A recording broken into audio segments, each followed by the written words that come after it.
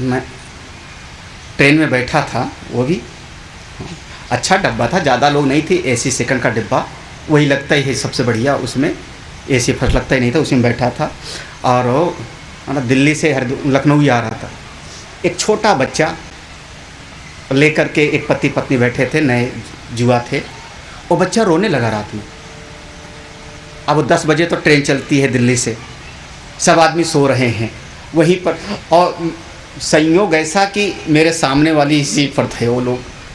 अब वो उन माँ बाप के भीतर भय हो रहा था कि सारे लोग परेशान हो रहे हैं। अब उस बच्चे को लेकर के पूरा डब्बा इधर घूमे उधर घूमे, इधर हिलावे उधर हिलावे, वो परेशान होकर के अपने पति को दे दिया, लो तुम संभालो। वो लेकर के डब्बे में उधर गया घुमाने के लिए, उससे नहीं चुप हुआ। क्या हो गया, हमको लगा, देखो मेरी बुद्धि अपनी तरह से, हमने सोचा एक छोटे बच्चे को पालने में कितना परिश्रम करना पड़ता है।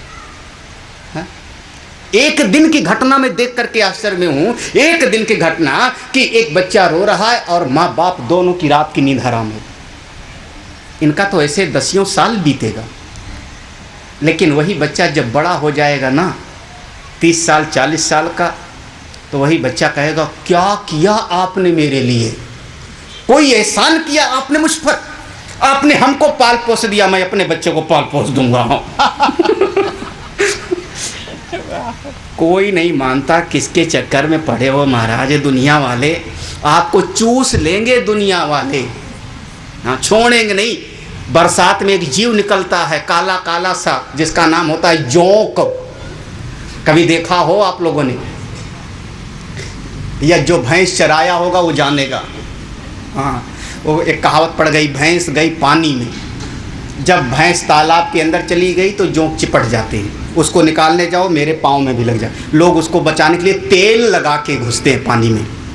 अभी भी धान वगैरह जब काटते हैं तो खूब तेल लगा लेते हैं पाँव में, तो चिकना हो जाता है। अगर संसार रूपी जोंक से बचना हो तो तेल लगाओ। कौन सा तेल? सत्संग का तेल, संतों के ज्ञान का तेल, तो संसार की जोंक से बच जाओगे। और जोंक करती क्या? खून पीती है, हाँ, और छोड़ती नहीं है। आप उसको खींचो, खींचने पर वो टूट जाएगी, मर जाएगी, आपको छोड़ेगी नहीं एक बार पकड़ जावे तो। और अगर संसार रूपी जोंक पकड़ी लेवे तेल लगाने के बाद भी, तो दूसरा तरीका है उससे मुक्ति पाने का, उसके ऊपर नमक छिड़को, खींचना मत। अगर खींचा तो आपके मांस को लेके निकल आएगी, खून बहेगा, उसके ऊपर नमक छिड़को, और जैसे नमक छिड़कोगे तो अपने आप गल करके ये संसार जोंक के जैसे चिपका हुआ है, हमारा रक्त पीता है, छोड़ता नहीं है। नमक माने निरपेक्षता, उदासीनता, थोड़ी सी उपेक्षा करना। देखो, अरे निर्द्वंद हो जाओ, निर्द्वंदो ही महाबाहो सुखम बंधात प्रमुच्यते। मत परवाह करो किसी को, केवल मेरे नारायण आप हो। छोटे बच्चे को कोई बुद्धि में ज्ञान नहीं, मानव ज़्यादा अच्छा नहीं, शरीर से करेगा क्या? बस एक, मैं रोता हूँ मेरी माँ मुझको बचावे, मेरे पिता बचावे। वो बच्चा है दीन, माँ है उस बच्चे के लिए दीनानाथ। ऐसे हम सब जीव हैं दीन, और वो मेरे मालिक है हमारे दीनानाथ। एक चौथा घाट है, इसका नाम है दीन घाट। रामचरितमानस के 4 घाट, ज्ञान का, भक्ति का, कर्म का, और चौथा कौन से घाट की कथा सुनना है? चारों सुनाइए महाराज। हाँ, सत्तू लपट्टू कब सुना तो कब, हाँ लो सब सुनाइए मिला करके, कोई बात नहीं हर आपका हुक्म सर आँखों पर। भाई कभी कभी भगवान को भी भक्तों की बात सुननी पड़ती है। आप समझना, ये संसार का हालत, जो सेवक होता है ना, वो सेवा करके एक दिन स्वामी का रोल अदा करने लगता है।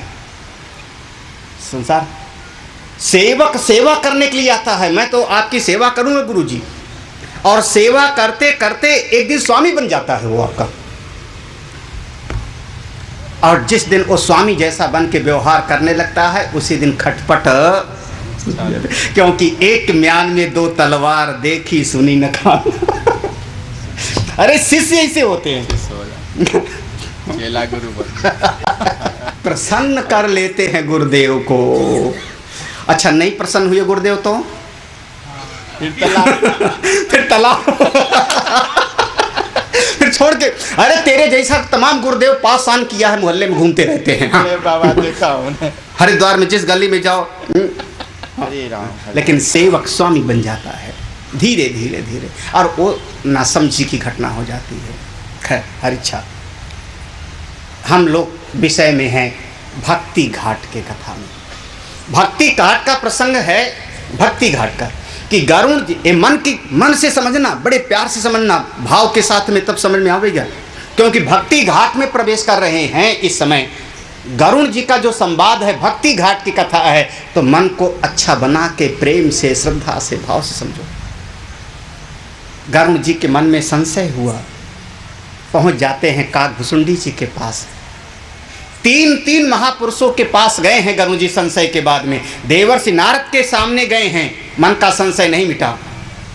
ब्रह्मा जी के पास गए हैं, ब्रह्मलोक, जो ब्रह्मलोक तक जा सकता है, ब्रह्मलोक तक जा सकता है, मन का संशय नहीं मिटा पाए।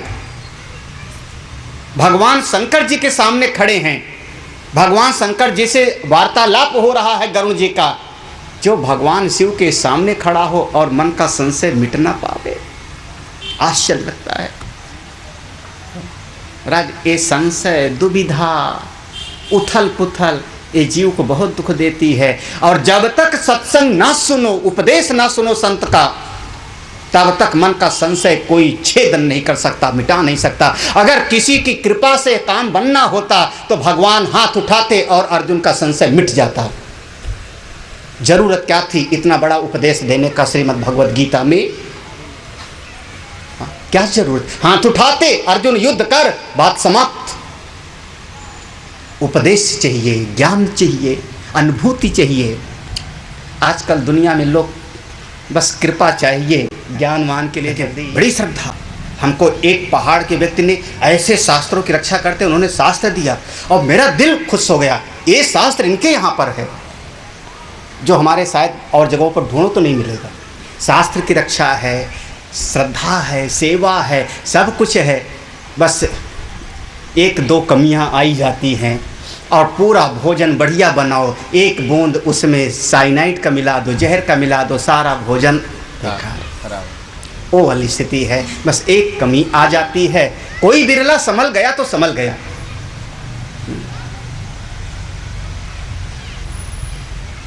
श्रद्धा से, प्रेम से कथा सुनो। ये मन के घाट की कथा है।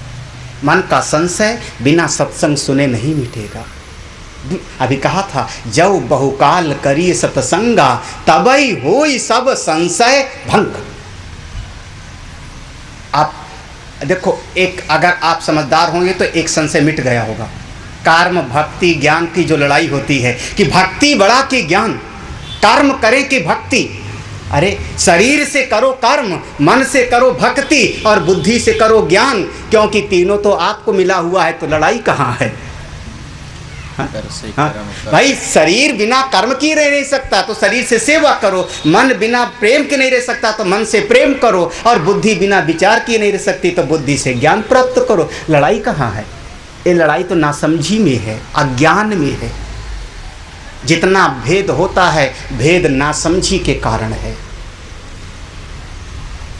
एवमेव, इस प्रकार से जीव ईश्वरयोः भेद बुद्धि यावत् पर्यंतम तिष्ठन्ति तावत् पर्यंतम मोक्षम न भवति। जब तक भेद बुद्धि है तब तक मोक्ष की प्राप्ति नहीं हो सकती। और आदमी भेद बनाने में बड़ा कुशल है, बहुत जल्दी भेद बना लेगा। एक घर में ही एक कमरा तेरा, एक कमरा मेरा। मेरे कमरे में घुसना मत, अगर घुसो तो पहले दरवाज़ा खटखटाओ, चाहे मम्मी हो चाहे पापा हो। आजकल के बच्चों के घर में माँ बाप जल्दी ही भेद बना लिया, शुरुआत कर लिया बचपन। ये तेरा खिलौना, ये मेरा खिलौना, भेद बना लिया। ये तेरा वस्त्र, ये मेरा वस्त्र। भाई हम लोगों के बचपन में तो कभी कई परिवार ऐसे थे जिनके यहाँ एक कपड़े में दो भाई जी लेते थे। उसको बाहर जाना हुआ तो वो पहन लेता था, जो क्योंकि दोनों एक ही 2 साल के छोटे बड़े होते थे, दूसरा पहन। अब तो नहीं मेरा छूना मत। हाँ, और ज़्यादा मोहल्ले में भेद, ये विराम खंड है, विराट खंड है। हाँ, विराम खंड वाले कथा, कौन सा खंड वाला है वो? विनय खंड। हाँ, ये विनय खंड वाले कथा सुना रहे हैं, उनके यहाँ सुनने भी नहीं जाऊँगा, क्योंकि मैं अपने यहाँ विराट खंड में मैं कोई कम हूँ। भेद बनाया, ना समझ लो, कोई भेद नहीं। ज्ञाते द्वैतम न विद्यते। जब आपको भेद दिखाई पड़ेगा तो आप बहुत नीचे हो। आप जहाज पे बैठ के ऊपर चले जाओ, थोड़ा सा ऊपर चले जाओ तो आपको लखनऊ इतना सा दिखाई पड़ने लगेगा। हाँ, जितना आप ऊंचे चले जाओगे मनोभूमि से, अपने वैचारिक धरातल से जितना ऊंचे चले जाओगे, भेद समाप्त। और अगर आपको भेद दिखाई पड़ता है, समझना अभी अभी बिल्कुल घोर अंधकार में पड़े हुए हो। पढ़ लो वेद का मंत्र, अविद्यायाम अंतरे वर्तमाना स्वयं धीराः पंडितम मन्यमाना। हो अविद्या में, हो अज्ञान में, और अपने आप को ज्ञानी ध्यानी पंडित धीर मान रहे। भेद बनाया। मैं सत्संग का प्रेमी हूँ, जहाँ सत्संग होगा वहाँ जाऊँगा, जितनी सामर्थ्य होगी वहाँ सेवा करूँगा, कुछ नहीं सामर्थ्य होगी झाड़ू लगा दूँगा। मत बनाना भेद, कभी मत बनाना भेद।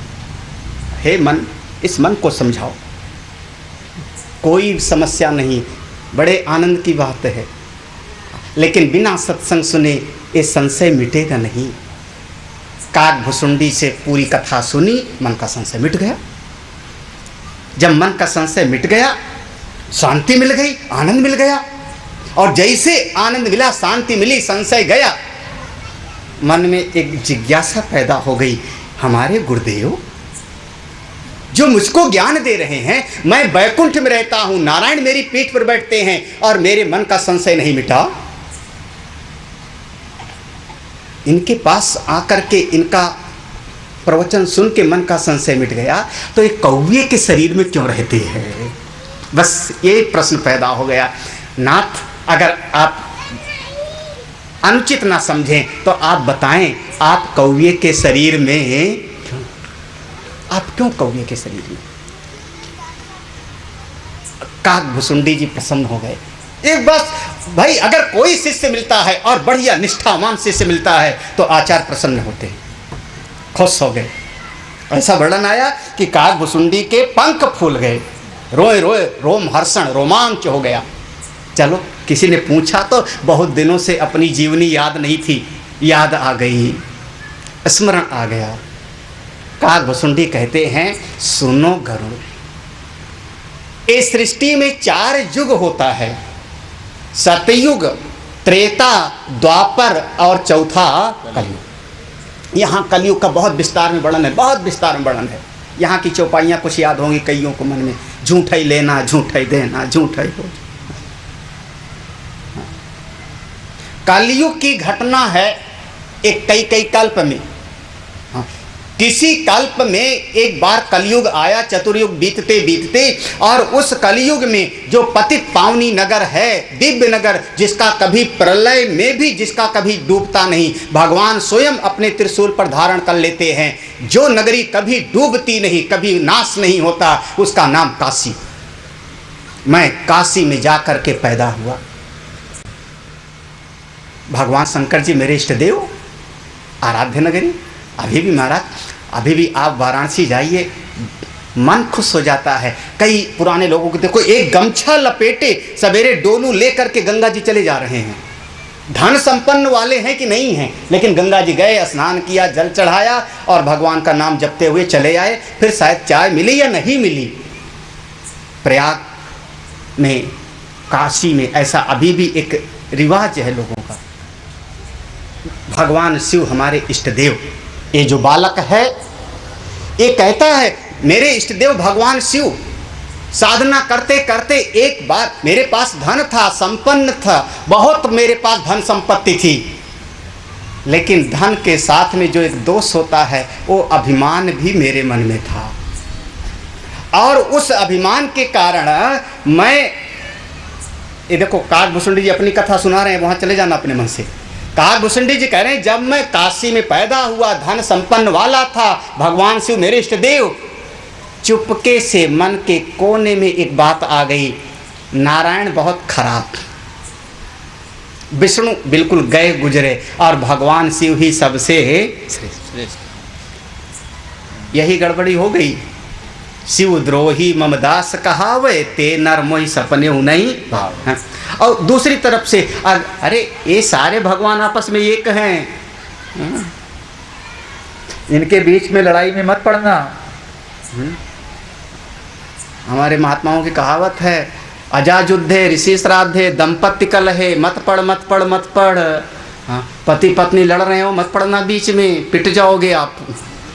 हाँ, ये भगवान शिव कहते हैं आप मेरे इष्ट देव हो राम जी, राम जी कहेंगे आप मेरे इष्ट देव हो। ये दोनों का आपस में एकत्व का भाव है और हम छोटा बड़ा समझ करके नासमझी में फंस गए।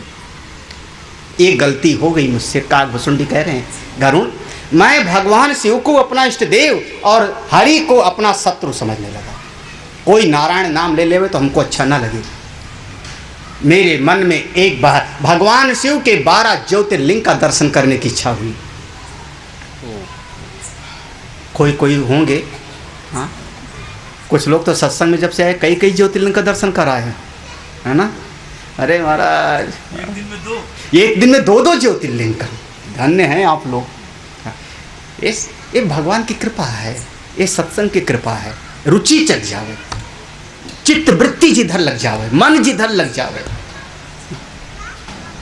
आपका मन सत्संग से लग जावेगा, बैनर देखोगे, बोर्ड देखोगे, कौन से महात्मा का सत्संग हो रहा है।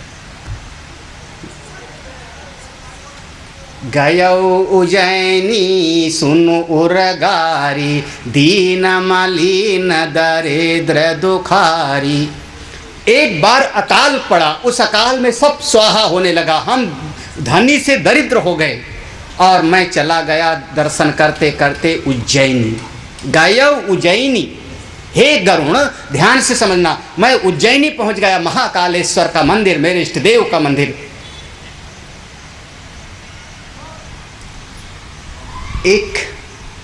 एक ब्राह्मण देवता ने मुझको शिष्य बना लिया। वो ब्राह्मण देवता थे कैसे, वैदिक शास्त्र के अनुसार चलने वाले। विप्र एक वैदिक शिव पूजा, करई सदा ते ही काजु न दूजा। परम साधु परमारथ बिंद, संभव उपासक नहीं हरि निंदक। ब्राह्मण देवता का जो यहाँ परिचय दिया, परम साधु, साधु और परम साधु, जो अपने आप को साधे, अपनी इंद्रियों को साधे, उसी का नाम है साधु।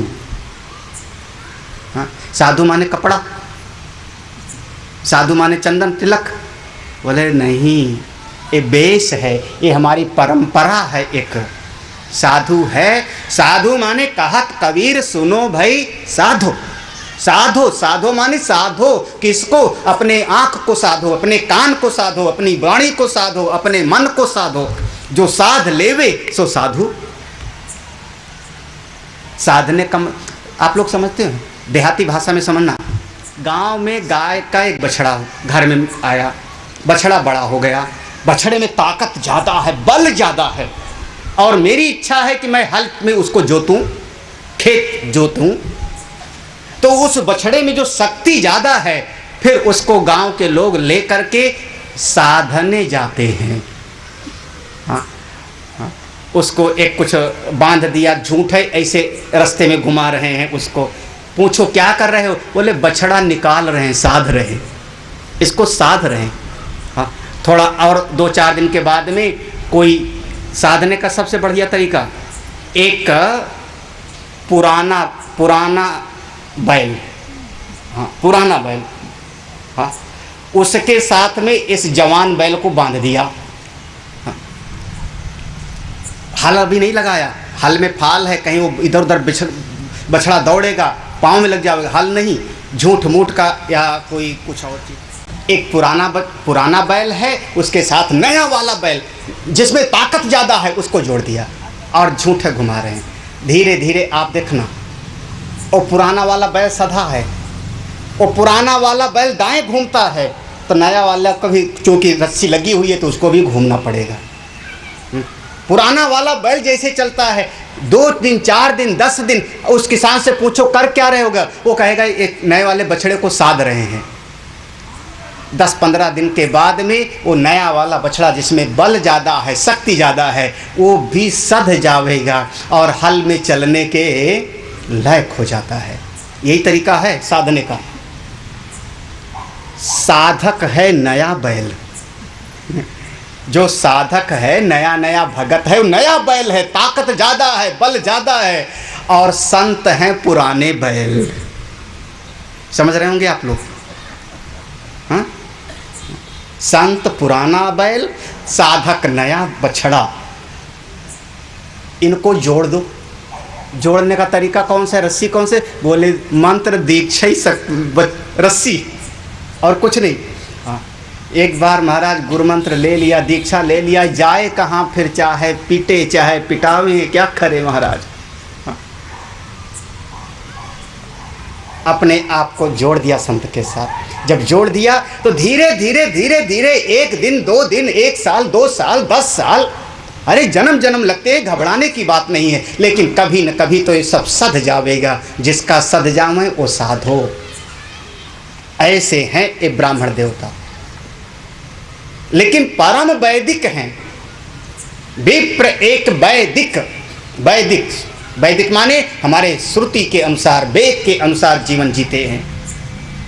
भगवान शिव उनके इष्ट देव हैं, लेकिन भगवान नारायण से दुश्मनी नहीं। काक भुसुंडी कहते मैं उनकी सेवा करता रहता था, मन में कपट था, इनकी कृपा मिले तो कुछ मिल जाए क्या। ऊपर से कहता था मैं आपका सेवक हूँ। मैं चौपाई पढ़ दूँ, चौपाई देखना, ध्यान देना। ते ही सेवौ मैं कपट समेता, ते ही सेवौ मैं कपट समेता। कपट माने मुक्ति नहीं चाहिए, भक्ति नहीं चाहिए, ज्ञान नहीं चाहिए, उनकी सेवा। जब किसी संत की मैं सेवा करता हूँ नाम के लिए, फेम के लिए, प्रतिष्ठा के लिए, धन के लिए, वो कपट हो गया। कपट माने किसी संत के पास गए, क्या चाहिए? मोक्ष चाहिए, भगवान चाहिए, तो संसार नहीं चाहिए। बोले संसार, हाँ? धन नहीं चाहिए फिर, हाँ?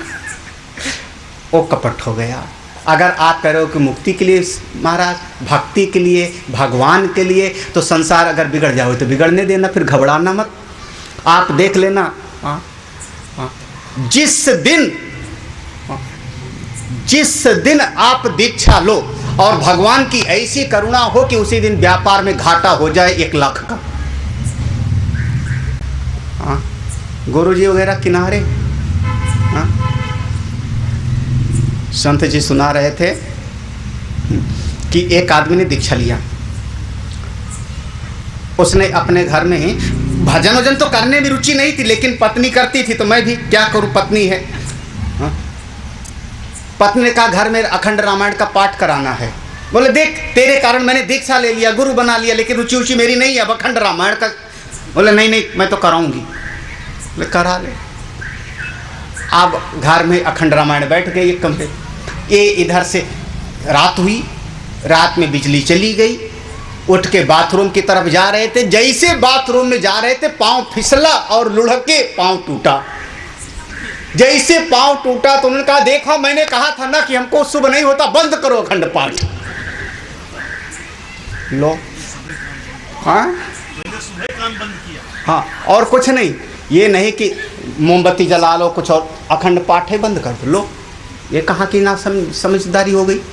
लेकिन मनुष्य की चित्तवृत्ति ऐसी है, इसका नाम हो गया कपट। जब हम सेवा तो करते हैं लेकिन संसार चाहते हैं, कपट हो गया। एक दिन की बात है, मैं मंदिर में बैठा, महाकालेश्वर भगवान शिव के मंदिर में मैं बैठा था। एक किनारे बैठ करके ओम नमः शिवाय का जाप कर रहा था। कभी कभी गुरुजी हमको समझाया करते थे, मैं ध्यान नहीं देता था, लेकिन एक बार हर मंदिर जपत रहो शिव नाम। उसी समय हमारे वो गुरुदेव गुरुजी दरवाजे से भगवान के मंदिर में प्रवेश किए। काक भुसुंडी कह रहे हैं, गरुण जैसे गुरुजी ने प्रवेश किया मैंने उनको देख लिया एक आंख से। अगर ना देखते तो कोई समस्या नहीं होती, सुषुप्ति में कोई समस्या नहीं है, सुषुप्ति में गहरी नींद में कोई दुख नहीं है। मैंने उनको देख लिया कि गुरुजी आए, लेकिन जैसे मैंने गुरुजी को देखा आंख और बंद करके ध्यान करने बैठ गया। मैं तो ध्यान कर रहा हूँ तो गुरुजी को उठ करके मैंने प्रणाम नहीं किया। अगर आंख खुली रख करके देखूं तो उठना पड़ेगा, प्रणाम करना पड़ेगा। मंदिर में बैठे क्यों उठें? उनको वो भी 5 महाभूतों का शरीर, मेरा भी 5 महाभूतों का शरीर, वो भी खाते हैं मैं भी खाता हूँ, वो भी सोते मैं भी सोता हूँ, कौन सी खास बात है? कभी कभी मन में ऐसी नासमझी की बात आ गई, मैं उठ करके गुरुदेव को प्रणाम नहीं किया, उठा नहीं, अभिमान बस। आज मुझको समझ में आ रहा है गरुड़ कि उस समय मेरे मन में अभिमान था। जब मैं उठ करके उनको प्रणाम नहीं किया अभिमान के कारण, मैं बैठा रहा। लेकिन गुरु हमारे कैसे थे? सो दयाल नहीं कहो कछु उर न रोष लवलेश, अति अघ गुर अपमानता सही नहीं सके महेश। सियावर रामचंद्र की जय, पवन सुत हनुमान की जय, उमापति महादेव की जय, बोलो भाई सब संतन की। मेरे गुरुदेव कैसे सो दयाल, उस समय नहीं समझ में आया था ना। आश्चर्य है कि उस समय नहीं समझ में आता, बाद में समझ में आता है। हमारे जीवन में बहुत सारी परिस्थितियां ऐसी आई होंगी, आप सबके जीवन में, कि जिस समय परिस्थितियां प्रतिकूल आई मन में विक्षोभ पैदा हुआ होगा। भगवान मेरे साथ ही ऐसा क्यों करते हैं? 10 साल के बाद उस परिस्थिति का चिंतन करो तो लगेगा भगवान ने उस परिस्थिति में कृपा भेजी, करुणा भेजी। उस समय नहीं समझ में आता। मेरे गुरुदेव दयालु थे, उनका चित्त बिल्कुल शांत रहा, लेकिन गुरुदेव का अपमान, गुरु का अपमान सही नहीं सके महेश। भगवान शिव नहीं सह पाए, जिनके मंदिर में मैं बैठा था, भजन कर रहा था, और उसी क्षण मंदिर के बीच में सबको सुनते सुनते सब लोग सुन रहे थे, आचार्य वहाँ के पुरोहित सब सुन रहे थे। उस मंदिर में आकाशवाणी होती भगवान शंकर जी की। इस आकाशवाणी में ध्यान देना, 8 अपराध गिनाया है भगवान ने, 8 अपराध गिनाए हैं। काक भुसुंडी के उस जन्म की कथा में भगवान शिव ने जो आगे श्राप देते, इसमें 8 अपराध गिनाए। माने जैसे पुलिस वाले चार्जशीट रखते हैं, लगाते हैं ना, हाँ, चार्जशीट में गलती नंबर 1, गलती नंबर 2, ये अपराध नंबर धारा, यहाँ 8 अपराध हैं। मंदिर माझ भई न भवानी, रेहत भाग्य अज्ञय अभिमानी। यद्यपि तव गुरु के नहीं क्रोधा, अति कृपाल चित सम्यक बोध। तदपि साप 60 दईहौं तो ही, नीत विरोध सोहाय न मोही। जो नहीं दंड करऊं खल तोरा, भ्रष्ट होय श्रुति मार्ग मोरा। जे 60 गुरु सन ईर्षा करही, रौ रौ नरक कोटि जुग परही। त्रिजग जो निपुण धरही शरीरा, आयुत जन्म भरि पावही पीरा। बैठी रहे सी अजगर यू पापी, सर्प होए खल मल मति व्यापी। ए है श्राप। पहले भगवान ने अपराध गिनाया है, अपराध गिना के तब अंत में श्राप दिया है, पहले श्राप नहीं दे दिया है।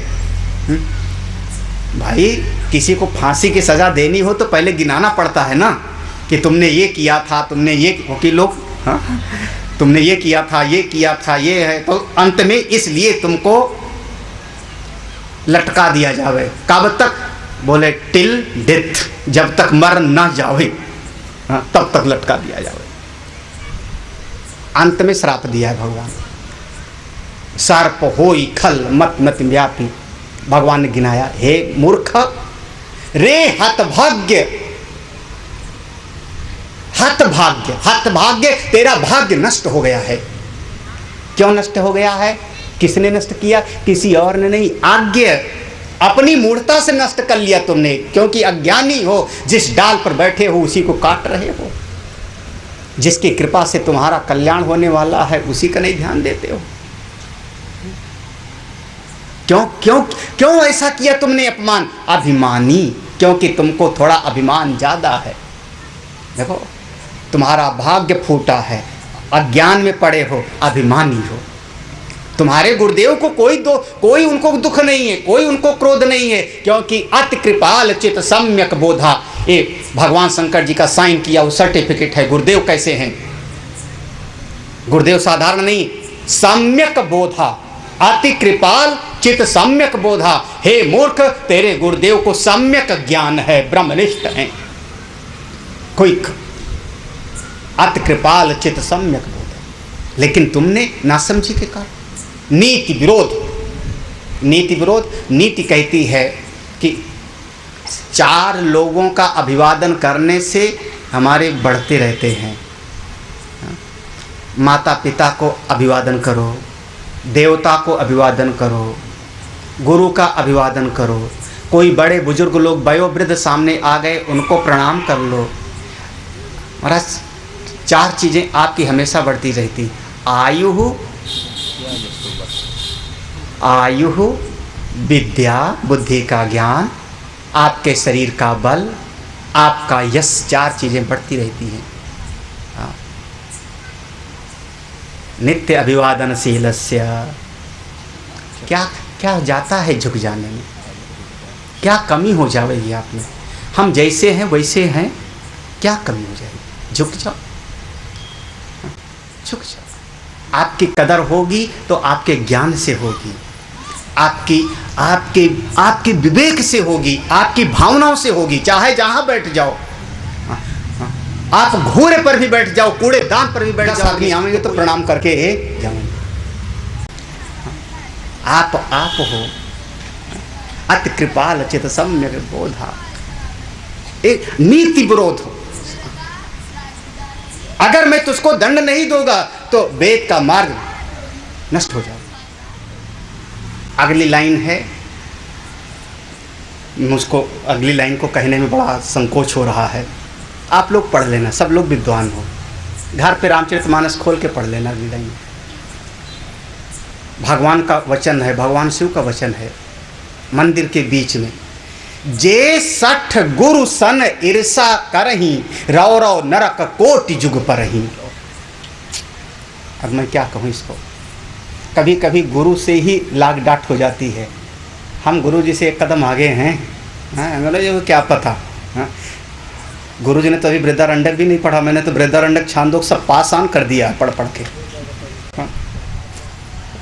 जे 60 गुरु सन ईर्षा करही खाऊं। उसके बाद भी गुरु सन ईर्षा करने से रौरो नरक में तो गया, उसके बाद भी जब वापस आएगा तो तिर्यक योनि प्राप्त होगी। तिर्जग योनि, तिर्यक योनि। तिर्यक योनि माने सामने से खाएगा, पीछे से निकालेगा। 3 प्रकार के जीव होते हैं। एक होते हैं ऊर्ध्व स्रोत, ऊपर से खाते हैं नीचे से निकालते हैं, हम कहते हैं ऊर्ध्व स्रोत हम लोग। दूसरे होते हैं अधा स्रोत, अधा माने नीचे से खाते हैं ऊपर से विसर्जित करते हैं, पेड़ आदि। नीचे हमने खाद डाला, पानी डाला, नीचे से खाते हैं, ऊपर से विसर्जित करते हैं, अधा स्रोत। हम लोग हैं ऊर्ध्व स्रोत, ऊपर से खाते हैं, नीचे से विसर्जन होता है। और एक होते हैं सामने से खाते हैं, पीछे से निकालते हैं, तिर्यक योनि। जो गुरु से ईर्ष्या करता है, ऐसे लोग रौरव के बाद में भी तिर्यक योनि में आवेंगे। कितने बार? आयुत जन्म, करोड़ों बार, करोड़ों जन्म। तब भगवान ने कहा बैठ रहिस अजगर यू पापी। हाँ, अरे पापी बैठा रहा ऐसे अजगर के जैसे, जैसे